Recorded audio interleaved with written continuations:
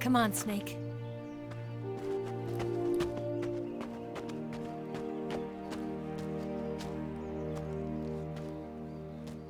We made it. We made it. Over there.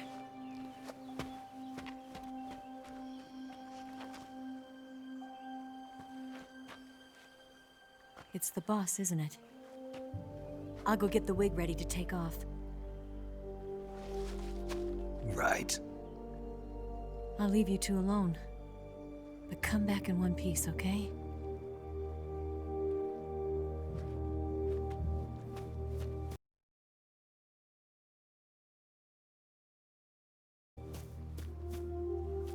Promise me!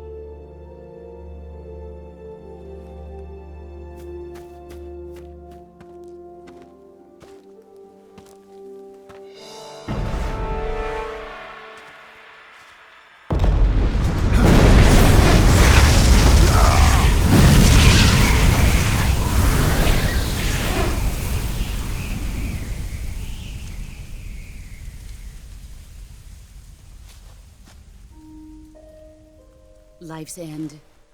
Isn't it beautiful? It's almost tragic. When life ends, it gives off a final lingering aroma. Light is but a farewell gift from the darkness to those on their way to die. I've been waiting, Snake, for a long time. Waiting for your birth, your growth, and the finality of today. Boss. Why are you doing this? Why? To make the world one again. The world used to be whole. But with the end of the Second World War, the philosophers began to fight amongst themselves, and the world was torn apart. The Cobras, my comrades who trained and fought alongside me, were torn apart as well. The foibles of politics and the march of time can turn friends into enemies just as easily as the wind changes. Ridiculous, isn't it? Yesterday's ally becomes today's opposition. And this Cold War? Think back. When I was leading the Cobras, America and Russia were fighting together. Now, consider whether America and Russia will still be enemies in the 21st century. Somehow I doubt it. Enemies change along with the times, the flow of the ages, and we soldiers are forced to play along. I didn't raise you and shape you into the man you are today just so we could face each other in battle. A soldier's skills aren't meant to be used to hurt friends. So then what is an enemy? Is there such a thing as an absolute timeless enemy? There is no such thing, and never has been. And the reason is that our enemies are human beings like us. They can only be our enemies in relative terms. The world must be made whole again. The philosophers must be reunited. I will devote my skills to that purpose. And with the Colonel's money, I will achieve that end. Just as I once created the Cobras. They are my family. I may no longer be able to bear children, but I still have a family. It was November 1st, 1951. I was in the Nevada desert participating in atomic testing. The name Nevada is derived from Spanish, covered in snow, white as snow. And snow is exactly what I saw in that Nevada desert. It froze my blood white. Snake, you were an atomic test subject, weren't you? On Bikini Atoll. That's part of the reason I was drawn to you. You and I are alike. We're both slowly being eaten away by the karma of others. we'll never have the chance to die peacefully of old age. We have no tomorrow.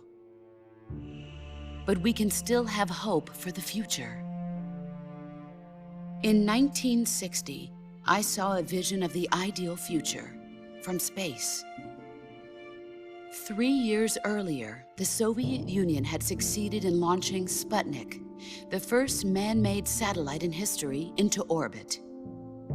This came as a huge shock to the United States. In response, America threw everything it had into its own manned spaceflight project, the Mercury program. Even as the Soviets seemed poised to send their first man into space, America was still experimenting with chimpanzees and rockets. The government wanted human data. So they secretly decided to send a human being into space. I was the one they chose. At the time, they didn't have the technology to block out cosmic rays, and whoever they sent up would inevitably be exposed to heavy radiation. That's why they chose me. After all, I'd already been irradiated once. Of course, you won't find any of this in the history books. I could see the planet as it appeared from space. That's when it finally hit me. Space exploration is nothing but another game in the power struggle between the US and the USSR. Politics, economics, the arms race, they're all just arenas for meaningless competition. I'm sure you can see that, but the Earth itself has no boundaries. No East, no West, no Cold War.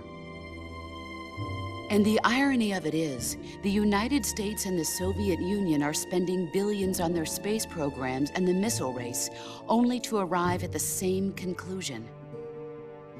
In the 21st century, everyone will be able to see that we are all just inhabitants of a little celestial body called Earth.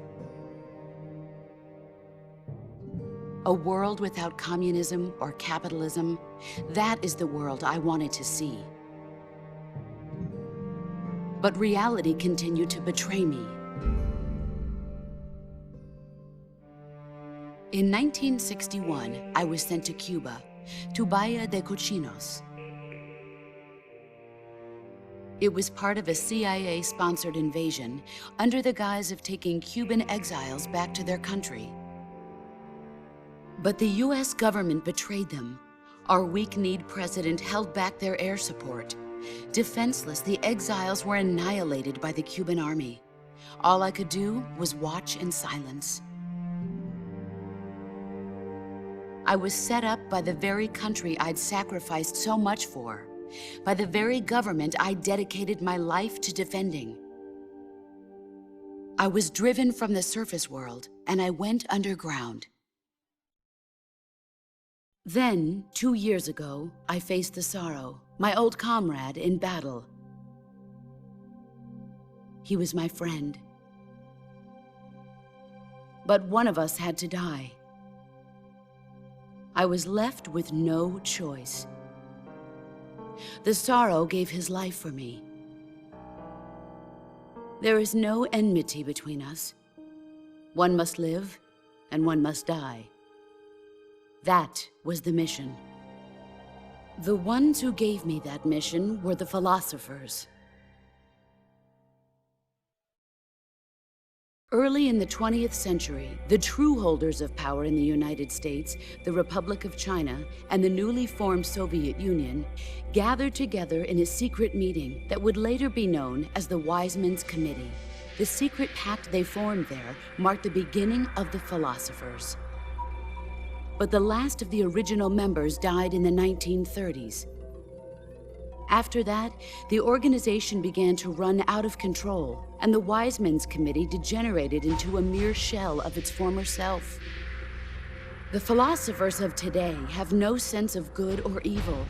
Their influence extends to countries and organizations involved in every aspect of every war. They have become war itself. That's how they operate. The sacrifices of war cause a shift in the times. This shift leads to renewed conflict, and in turn triggers the next war. Like a nuclear chain reaction, each conflict sparks countless others, forming an endless spiral that will continue on for eternity. Do you understand what I'm saying, Snake? By consuming me and you, the philosophers intend to keep that cycle going forever. It was my father who explained all of this to me. He was one of them. You see, I am the last remaining child of the philosophers. But after he revealed the truth, my father was killed by that same shapeless, formless organization. And my father isn't the only thing the philosophers have taken from me. In June of 1944, the Cobras and I took part in the landing at Normandy. We'd been given a top-secret mission to locate and destroy enemy V-2 rocket installations. I was pregnant at the time. The sorrow was the father. I gave birth on the field of battle. A beautiful baby boy. But my child was snatched away from me by the philosophers.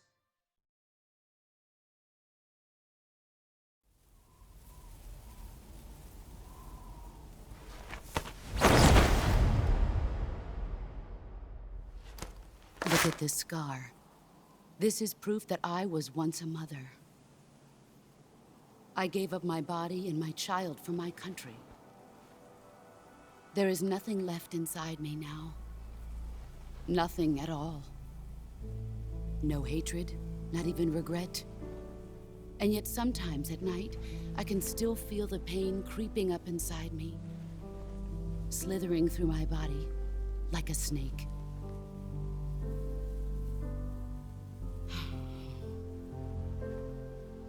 I've never talked this much about myself before. Thanks. Thanks for listening to me.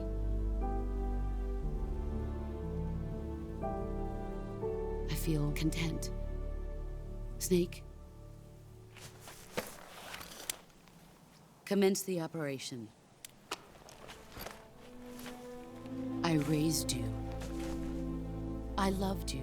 I've given you weapons, taught you techniques, endowed you with knowledge. There is nothing more for me to give you. All that's left for you to take is my life, by your own hand. One must die, and one must live. No victory, no defeat. The survivor will carry on the fight. It is our destiny. The one who survives will inherit the title of boss. And the one who inherits the title of boss will face an existence of endless battle. I'll give you 10 minutes. In 10 minutes, MiGs will come and bomb the hell out of this place. If you can beat me in less than 10 minutes, you'll be able to escape in time. Let's make this the greatest 10 minutes of our lives, Jack. Boss. You're a soldier. Finish your mission. Prove your loyalty. Face me. I come.